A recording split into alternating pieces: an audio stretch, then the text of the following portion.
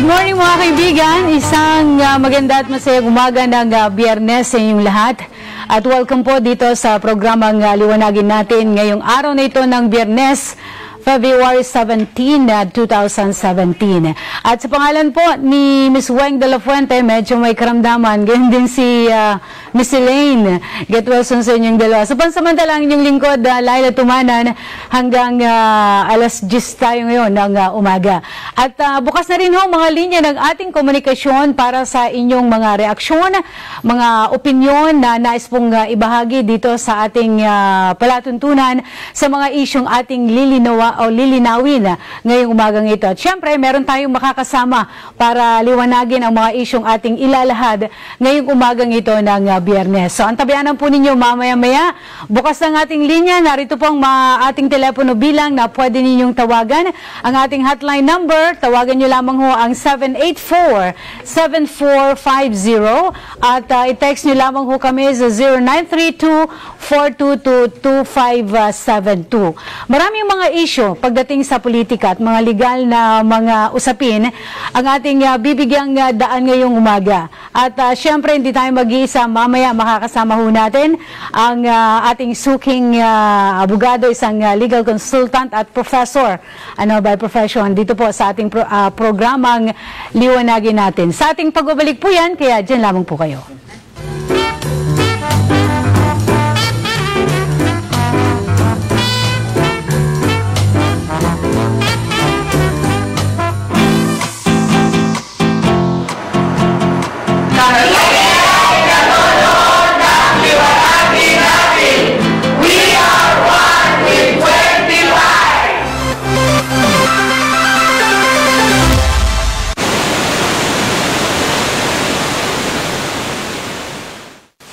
Ang tubig ay buhay pero naharap sa krisis sa tubig ang milyon-milyong Pilipino.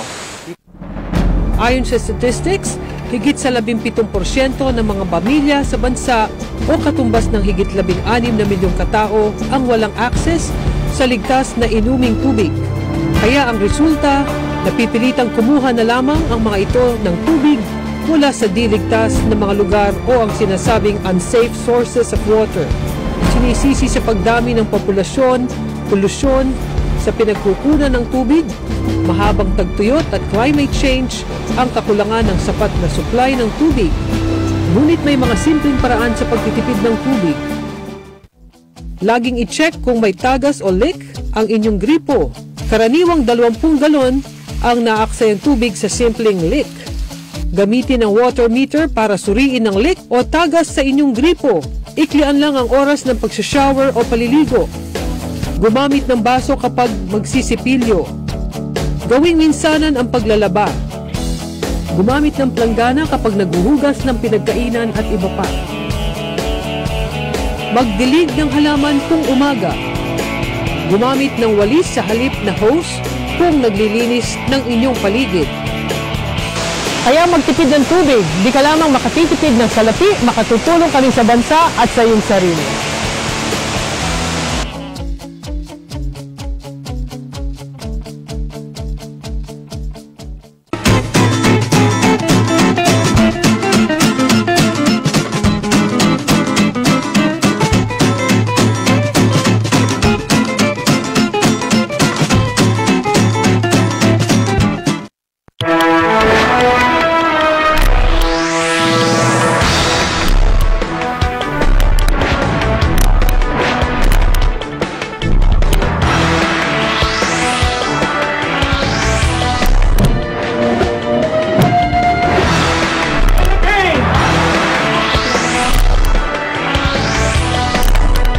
I will be president for all Americans.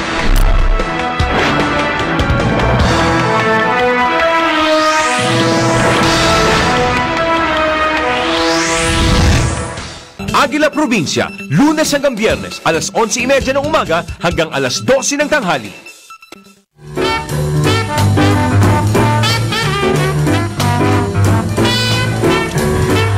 Welcome back mga mga kaibigan sa programang Liwanagin Natin. At this time, kasama na po natin ang ating panauhin para tulungan tayo na maliwanagan ang mga isyong may kinalaman sa mga nangyayari ngayon dito sa ating bansa. Napakarami po kasi. At minsan sa dami ng mga isyong ito ay nangangailangan talaga na maliwanagan natin ang mga ito para ano't ano man yung mga itatanong, ano't ano man yung mga question o aligasyon na sinasabi, at least kahit pa paano mga kababayan ay magkaroon tayo ng kalinawan sa mga usaping ito. No? Ang tinutukoy ko po na panauhin po natin, suki ng programang Liwanagin Natin.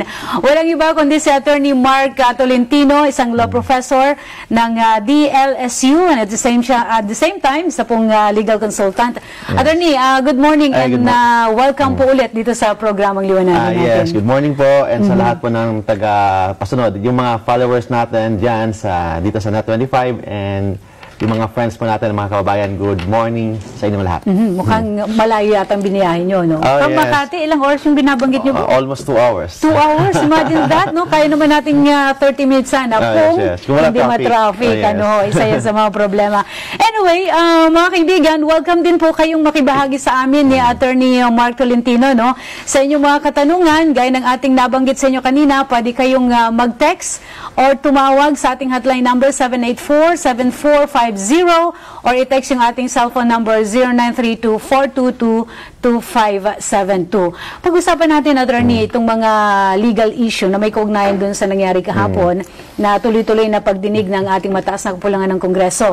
Ang tinutukoy natin itong usapin ng di umano'y katiwalian na nangyari, yung bribery scandal sa Bureau of Immigration. Di umano, dahil hindi pa naman napapatunayan lahat. So, isa sa mga tinitingnan doon na attorney ay yung issue ng mga whole departure, issue ng bakit hindi nabigyan si ganito, papaano ba, may mga lookout na sinasabi. Sa kapatiran ng ating mga taga-subaybay, kailan ba, paano ba ipinapalabas yung whole departure para sa isang tao?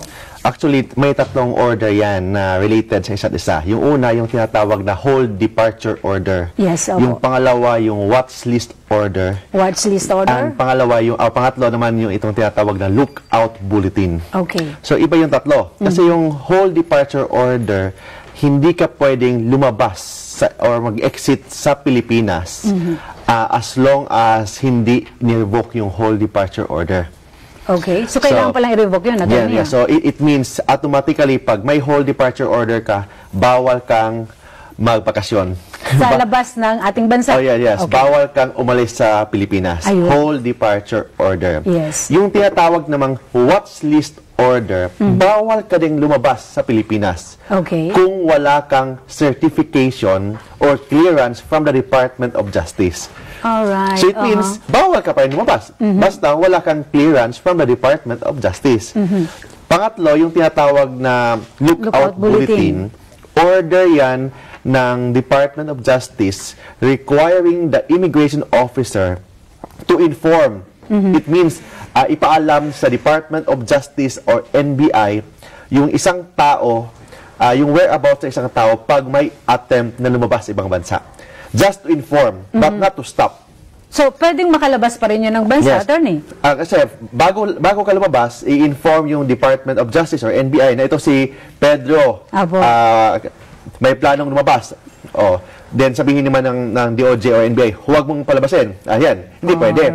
Pag walang ganyang order, ibang order naman yan. So, pwede siyang lumabas. So, tatlo yan. And may pang-apat pa, itong tinatawag na ADO.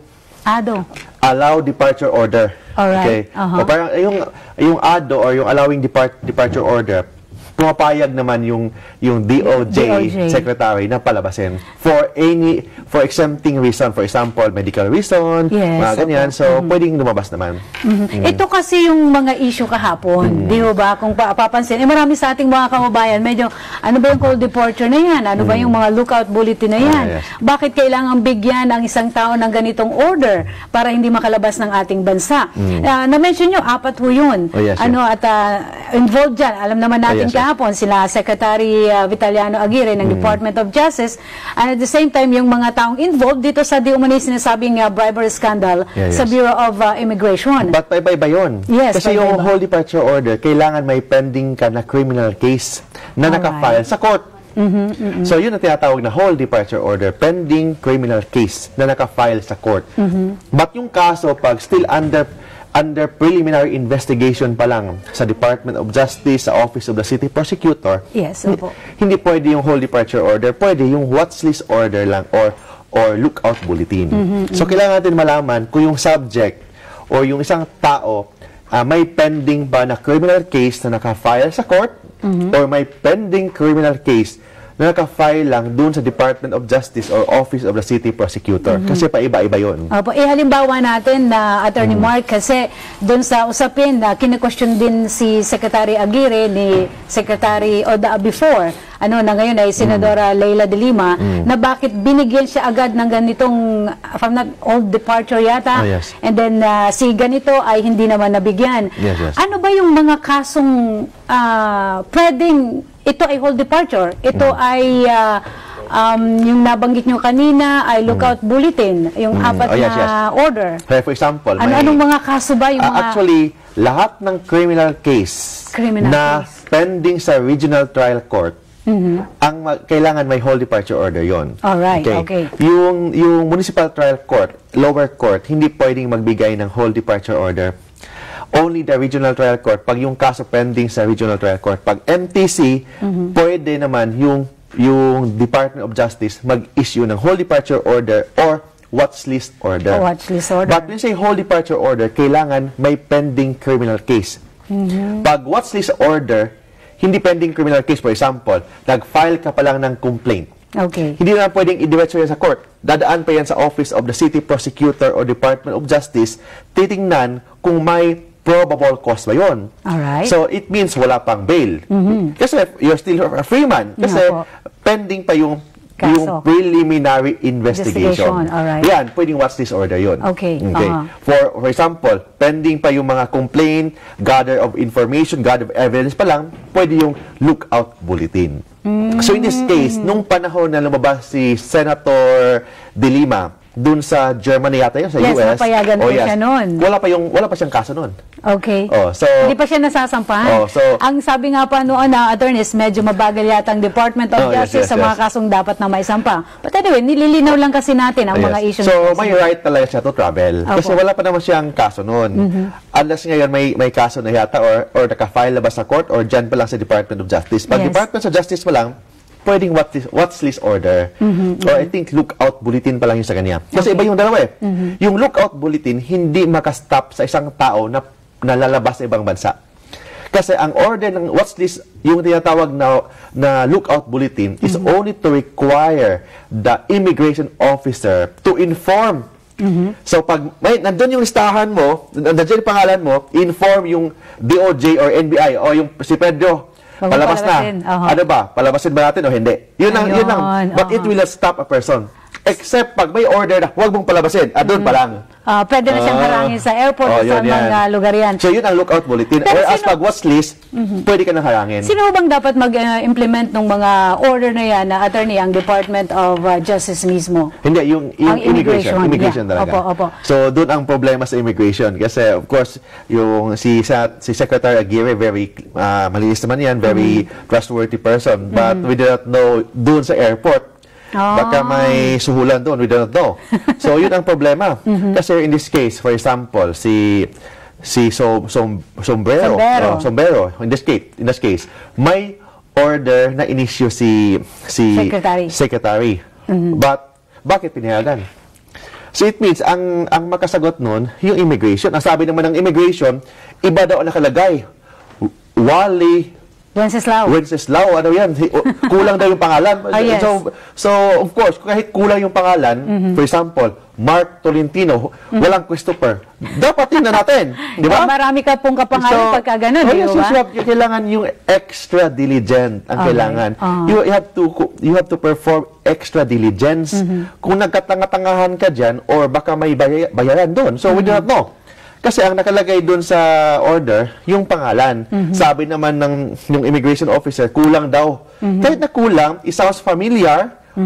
Yung pangalang Sombrero is, I think, hindi naman yun common. Unique name yan. Yes. So it means, possible na siya yun.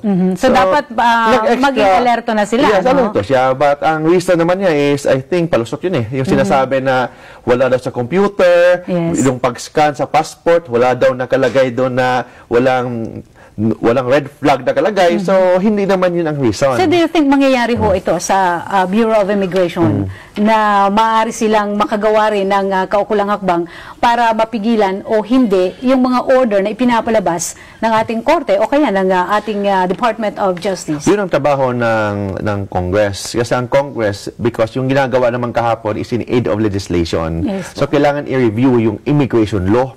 Bakit may nakalabas pa? Because lang ba sa hindi umilaw yung computer? So I think hindi naman yun enough reason, good basis na pwedeng makalabas. Good reason naman kasi, good news kasi si Wally bumalik sa ating What bansa. if hindi na bumalik yun? So hindi na matitrace. Oh, yes. Yun ang problema. Buti na lang bumalik siya in good faith naman and nag-cooperate naman siya sa investigation sa Senate. But what if hindi siya bumalik? Who is liable sa paglabas niya sa ibang bansa? When in fact, may kasama naman siya sa lookout bulletin. Tapos, kasama siya sa lookout bulletin, anong ginawa ng immigration? So, yun ang kailangan iimbestigahan natin based on legislation, kung enough na ba yung immigration law natin or kailangan natin i-strict yung immigration law natin. Palagay ko sa tagal na ng ginagawang pagdinig ng ating Senado ngayon, kung di ako nagkakamali, pang-4 na araw na yata kahapon no? At ito yung mga lumalabas.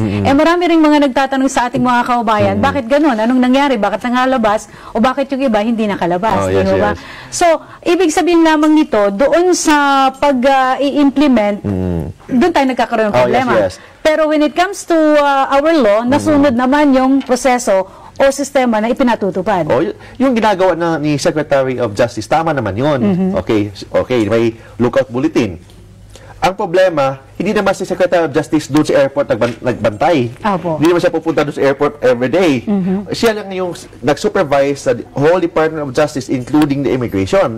So yung tao talaga doon sa airport, siya yung dapat managot kung yung enough reason bakit niya pinalabas si Mr. Sombrero, in fact, kasama siya sa lookout bulletin. So I think, I believe kahapon yung ginawang pagdinig ng ating Senado, meron ng mabubuong batas o gagawing pagbabago doon sa immigration law kung nagkaroon man ng mga loopholes doon hinggil sa mga usaping ito. No, especially yung Philippines, we are an archipelago. Yes, approximately ilang islands tayo, 7,000 mahigit islands. So, of course, kung strict yung US na buong island yun, dapat mas strict tayo. Kasi kung hindi, doon palusot yung drugs, doon palulusot yung mga smuggling because weaker yung immigration law natin. At saka yung custom law natin. Okay, mga kaibigan, ako, marami pa tayong lilinawin bukod dyan sa mga whole departure order na yan, pagpalabas o pabalik sa ating bansa. Sa aming pagbabalik din ho, sa programang Liwanagin Natin, ay maaari pa rin ho kayong makibahagi sa amin with Attorney Mark Christopher Tolentino.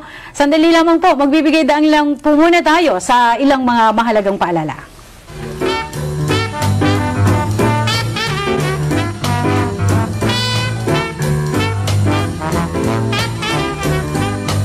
Ang La Nina ay kabaligtaran ng El Nino. Ito ay isang abnormal na kondisyon ng panahon na dulot ng global warming na nagdadala ng malalakas na pag-ulan. Maraming bagyo ang nararanasan sa panahong ito na nagdudulot ng malawakang pagbaha at landslides na sumisira sa mga pananim, kabuhayan, pati na ng mga ari-arian. Ngayong nagsimula na ang tag-ulan, mainam ang kagyat na kahandaan, kaakibat ng peligrong hatid nito. Kabilang ang pag-aayos ng mga irigasyon, mga daan sa bukid, at mga binhing itatanim na mga magsasaka. Mahalaga ring maisaayos ang mga pumping station sa iba't ibang lugar. Paglilinis ng mga estero at iba pang daluyan ng tubig. Pag-alis ng tambak na basura na malimit na nagiging dahilan ng mga sakit at epidemya. Ako po si Sofia Okut, kaisa sa panawagang dapat laging maging handa ang mamamayan, may kalamidad man o wala.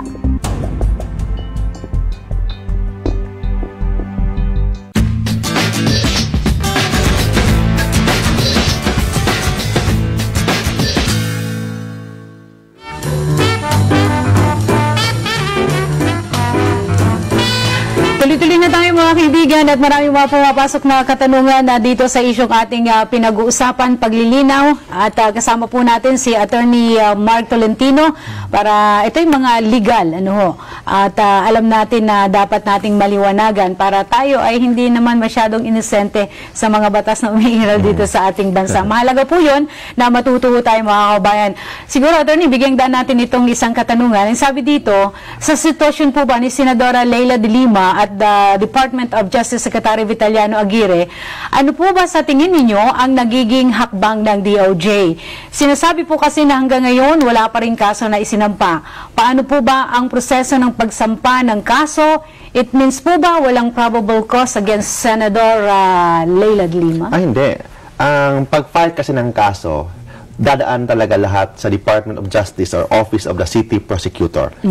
Ano naman yung role ng Office of the City Prosecutor or Department of Justice? Ang role nila is to determine kung may probable cause ba. Okay. So yun talaga ang role nila. Hindi mabagal. Kasi kung mag-file sila agad ng kaso na wala pang enough evidence. Kung ma-dismiss yun, pasok yung double jeopardy. Alright. So, hindi na pwede i-refile ulit yun kung may bagong evidence.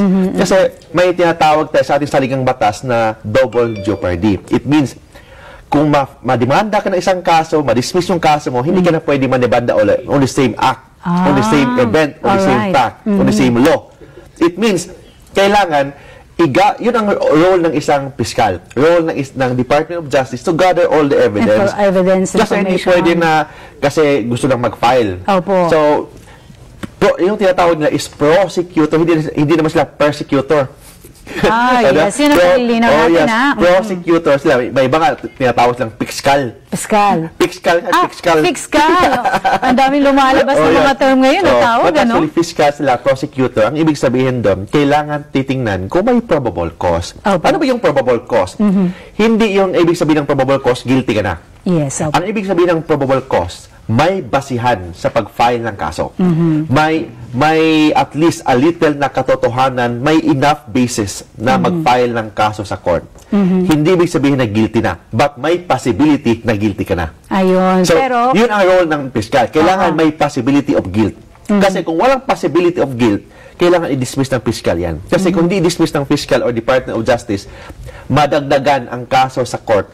So, yun ang role ng piskal. Titignan, dun pa lang yun ang tinatawag na preliminary investigation. Yes, ang purpose ng preliminary investigation, titingnan kung may enough basis ba, may probable cause ba. Kasi sila naman ang mapahiya. Kung ma-dismiss yun, sino mapapahiya?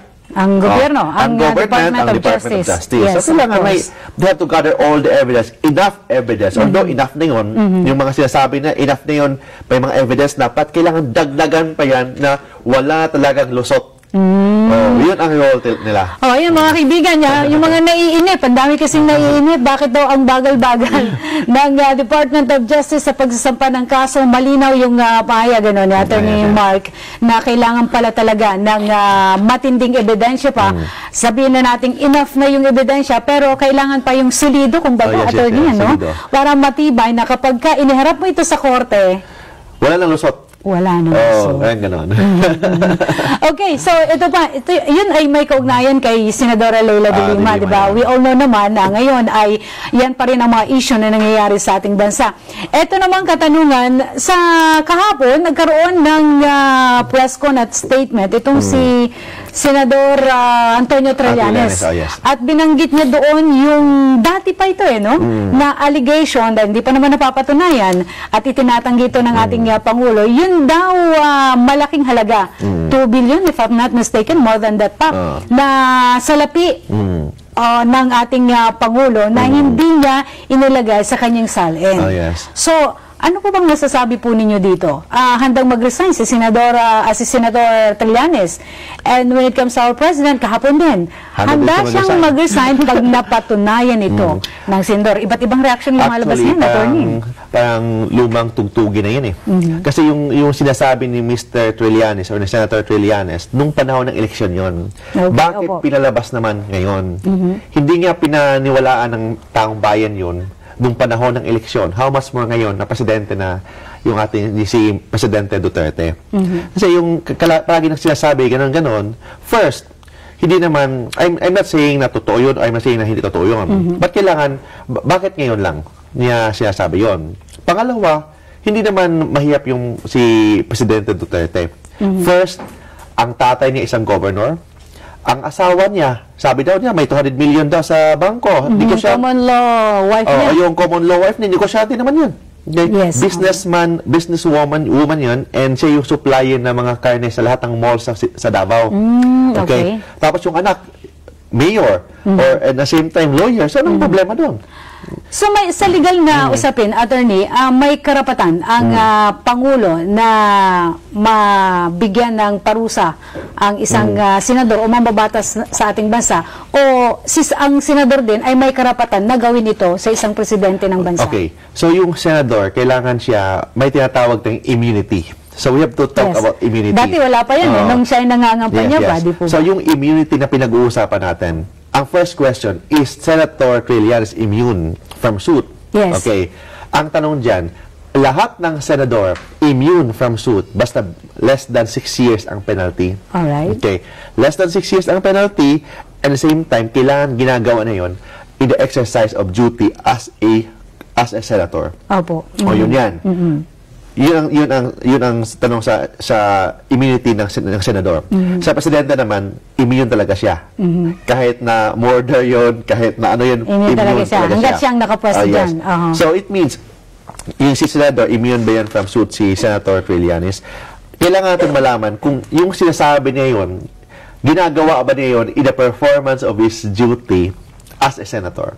Ibig sabihin ba, attorney, questionable yung kanyang pagbibigay ng ganyang statement or allegation, kumbaga, dahil hindi pa naman napapatunayan? Kahit na napapatunayan o hindi, kailangan mapapatunayan niya muna na yung in the performance ba yun as a senator yung ginagawa niya. So, yung saan niya ginagawa yon? Sa TV, sa press con, or doon ba sa session hall? Kailangan in the performance of his official function yun. Okay. Pangalawa, kung hindi, pwede siya makulong. Another, kung yung ginagawa niya yung libelous statement. Yung libelous statement, depende yan eh. Kung totoo ba yun o hindi. Okay. Kasi in libel kasi, one of the exemptions sa libel, pag totoo yung sinasabi, hindi ka makonvict. Alright. Pero pag hindi totoo, makonvict ka. You can be liable of libel. Kasi one reason of libel, one excuse sa libel, kung totoo yun, lahat ng sinasabi mo basta totoo, hindi ka mapakulong. Hindi yan libelous. Hindi yan libelous. Yung libelous, kung hindi totoo. Yun yan. But in this case, exemption, pwede natin sabihin na in the exercise of freedom of expression. Yes, yan ay matagal nang ini-implement at kumbaga sinusunod dito sa bansa, di ba? Freedom of expression, lalo na yung sinasabihan niya yun, yung presidente. Yes, okay? If you are the president or kahit any public figure, you should not be an onion skin. Hindi ka dapat matampuhin kasi you are para ka nasa aquarium. Open to the public, kailangan kang public person ka. So yung right of privacy mo, iba sa right of privacy sa other ordinary citizen. So yun yan. So kailangan natin malaman yan kung yung ginagawa niya in the performance ba of his function as a senator.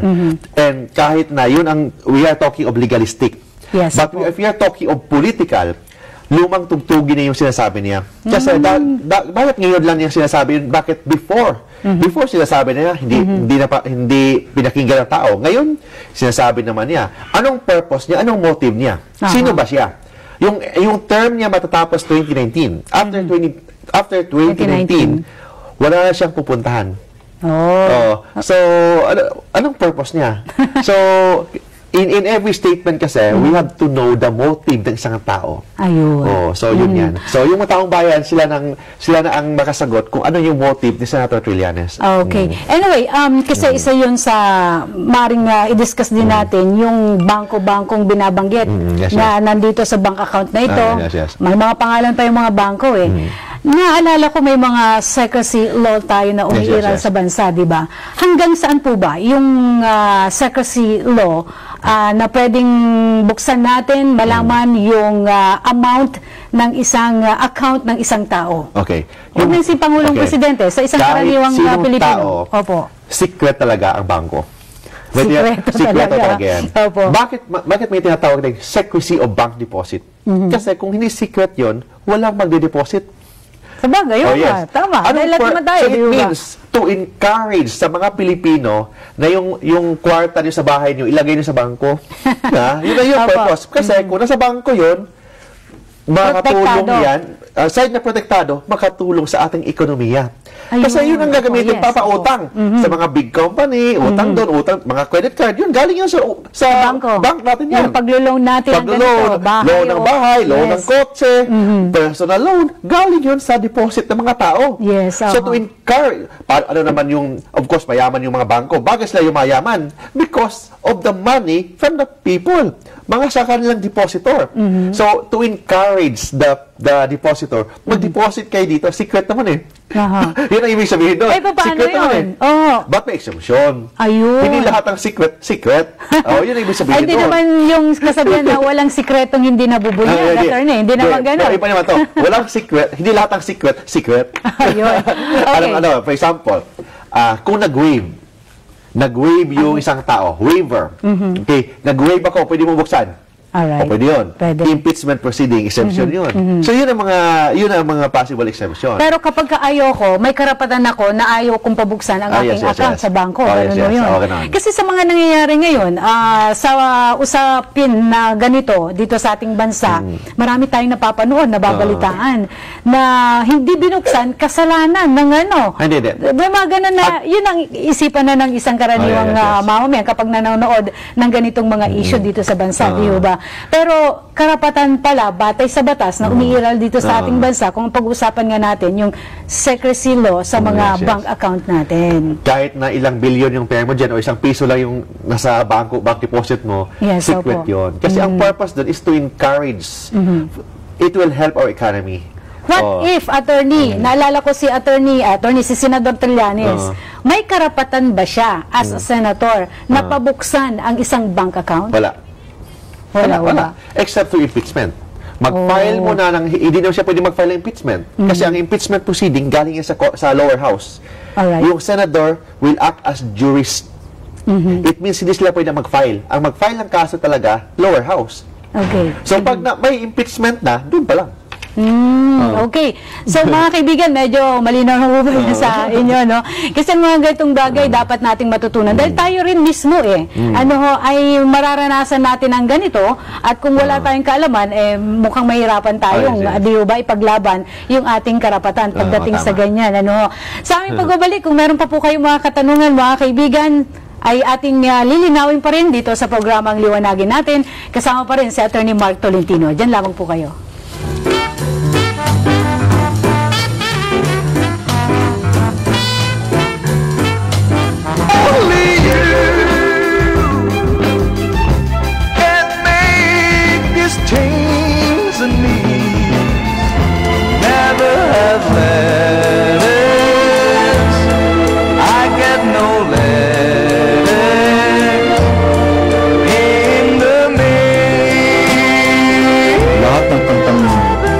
Bahagi ng iyong buhay, naging bahagi ng buhay ko, kakantahin ko para sa inyo.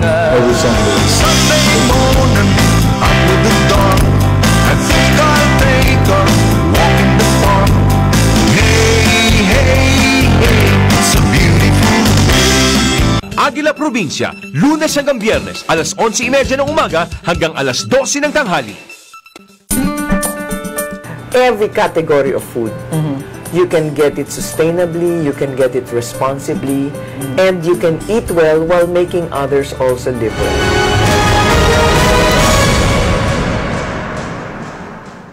Letters and Music, Lunes hanggang Biyernes, alauna hanggang alas 2 ng hapon.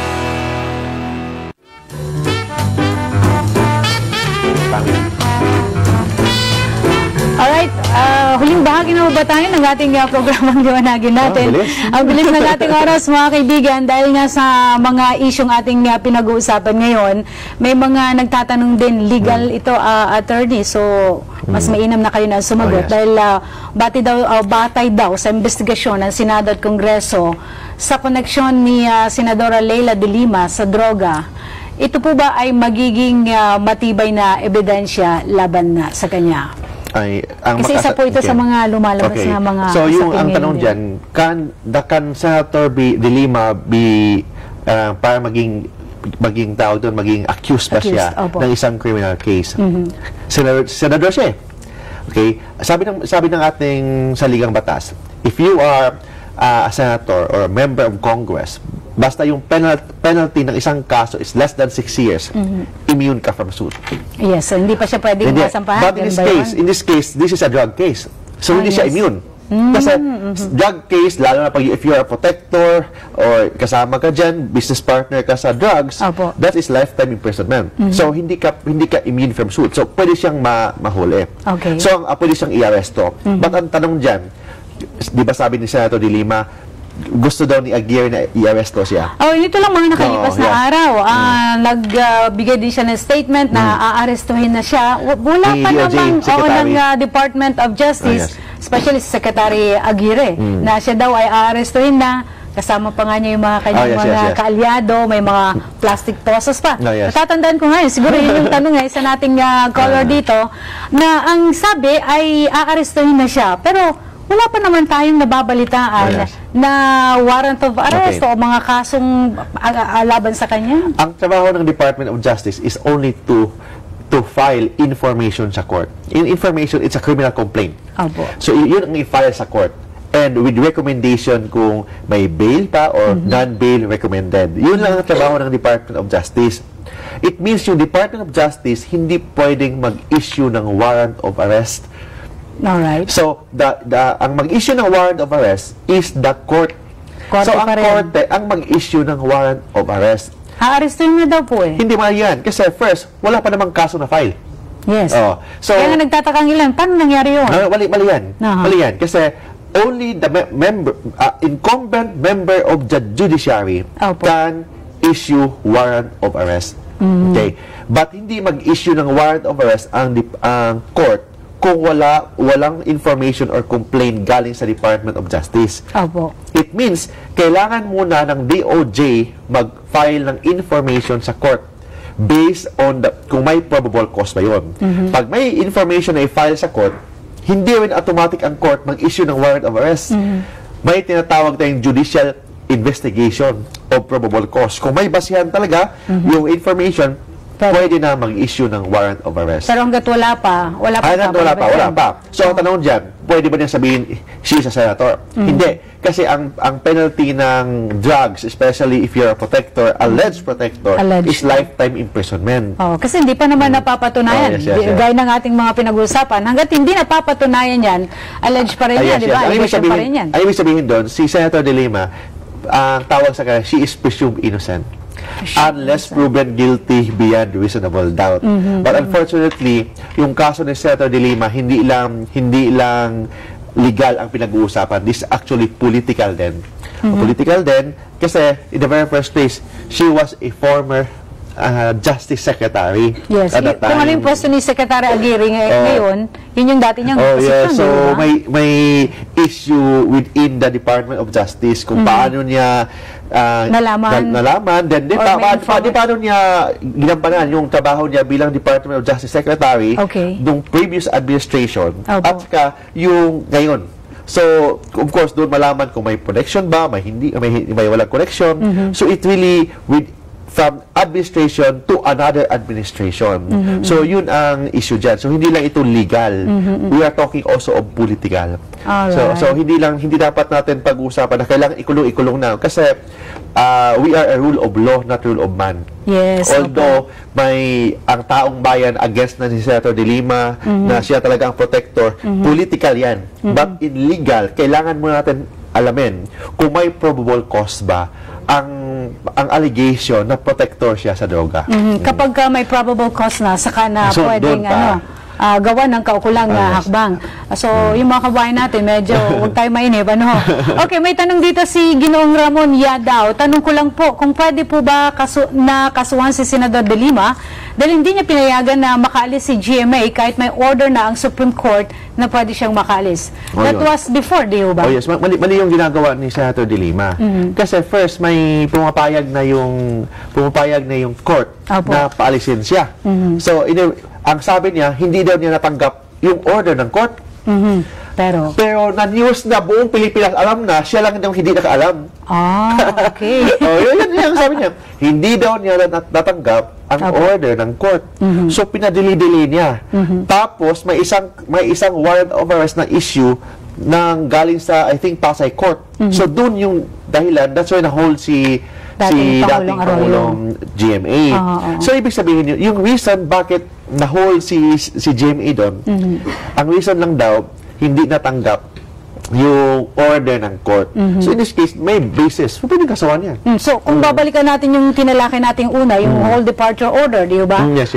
Yung mga lookout bulletin, dun, parang may nangyari ding hindi tama dun sa pag-i-implement. Yes, tama yun kasi first, may whole departure order si GMA. But, yung whole departure order, ni-revoke ng court yun. So, ibig sabihin, pwede siyang lumabas. But unfortunately, sabi ni former Secretary de Lima, hindi daw niya natanggap yung order ng court. So, yun ang problema. Pero pwedeng maging batayan din yun kapag sasabihin at paninindiganan nila. Kasi sabagay, napanindiganan nila yun, di ba? Dahil hindi naman nakaalis ang dating presidente ng bansa. Yes. So, yung ginagawa niya, I think may violation talaga yan ng human rights ni Presidente GMA. So sa lahat ng mga ganitong usapin, legal na pamamaraan para maisaayos ang lahat ng mga problema, ano ang batas sa assessment po ninyo sa mga nangyayaring ganito sa ating bansa? Hindi lang sa mga sitwasyon ng mga politiko o sitwasyon ng mga government official, kundi maging sa mga karaniwang Pilipino attorney. Anong mga dapat na gawin at ano yung mga dapat na sabi nga tandaan ng ating mga kababayan sa mga nangyayaring ito? In this case, kailangan yung mga kababayan, may tinatawag tayong responsibility. Okay? So, hindi dapat natin asahan ang ating government lang. Dapat tanungin muna natin ang sarili natin, may nagawa ba tayo sa ating bansa? Kasi palagi nating sinasabi, yan, walang ginagawa, yan, corrupt yan.